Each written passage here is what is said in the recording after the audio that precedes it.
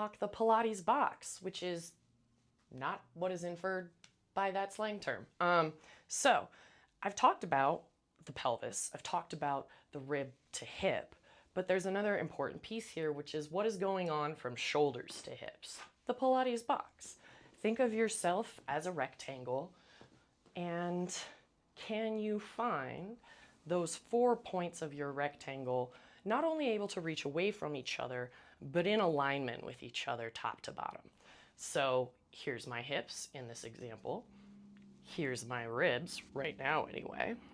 My shoulders are also kind of a little forward. So I want to bring all of these things back into alignment with each other and sit up tall. With a hand behind my pelvis gently and a hand on my rib cage, I get a little bit better feedback.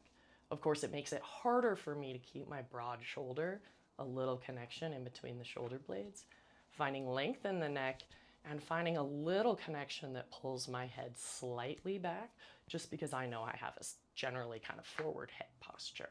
Blame years in tech and now being a Pilates teacher. That's okay. I can still find this strong connected Pilates box with thought, and most of that boils down to practice. Not talent, not innate ability, practice. Of course, sitting upright means I'm being compressed upon, and if I lay down, it's easier to find this connection by opening my shoulders. So maybe my shoulders get wider. The head of my shoulder is no longer rounding forward.